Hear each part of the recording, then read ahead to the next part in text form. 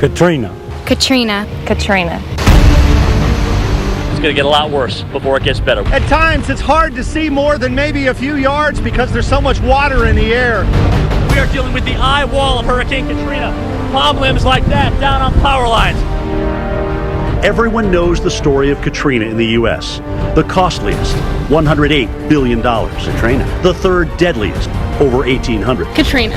And the highest storm surge, as high as 28 feet in coastal Mississippi. The storm surge that Hurricane Katrina produced was about a 1 in 400 year storm surge event, but that doesn't mean that we couldn't see that again in our lifetime. That's one of our photographer's vans out there.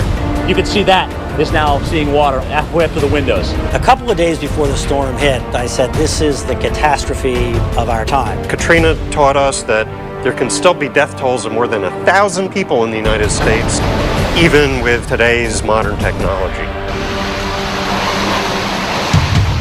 New Orleans had a flood, we had a hurricane. I do think New Orleans captured a whole lot more attention than the Gulf Coast did, simply because it's a great city. Although built in the worst place you could build one, what it is a great city in a mud hole. It should never have been there. Katrina taught us that the worst can happen. Right? You can talk about these dire situations and this confluence of events that it takes for New Orleans to go underwater, or for really bad things to happen in New York City or in Miami or in Tampa, and sometimes they do. We all saw the horrifying images from Katrina, but unless you witnessed it firsthand, you probably can't imagine what people went through. Now, years later, we visited with two of the iconic figures of the Gulf Coast. President of Plaquemines Parish in Louisiana, Billy Nungesser, and Bobby Mahoney, owner of the famous Mary Mahoney's restaurant, which has been serving locals and celebrities for over 50 years in Biloxi, Mississippi. Katrina's something you didn't want to be in the way of, you know. Somebody asked me, why did I stay here for Katrina? I said, we thought Camille was the mother of all storms, till we found out storms don't have mothers. Katrina was New Orleans' worst nightmare. It was a storm that flooded the city and surrounding parishes, and we weren't prepared for it. I was a private citizen then.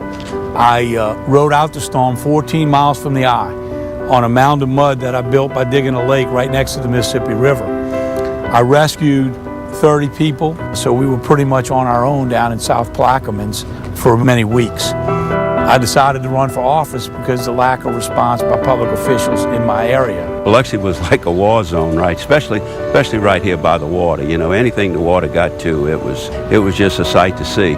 When the storm had passed and I walked outside on that mound of mud, I fell to my knees. All I saw was water. The hurricane's coming, you know, especially if you're around water, you know, you need to get away from it, because that Mother Nature don't have any gold standards it can't overcome. We know we're going to see another Katrina one day, and as we prepare and minimize those chances, we need to continue to educate the public on the risk, because as the flood protection gets better, people are less likely to leave, and that's a mistake to stay.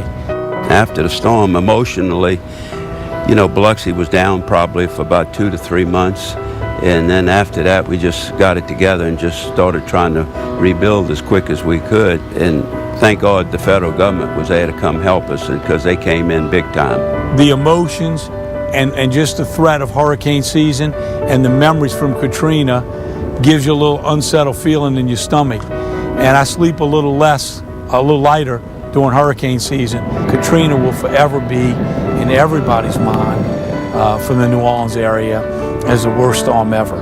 Hopefully, when we see that next storm, we'll be better prepared and we'll see less damage and less loss of life. But it's something that'll take many more years before we forget what Katrina brought to New Orleans.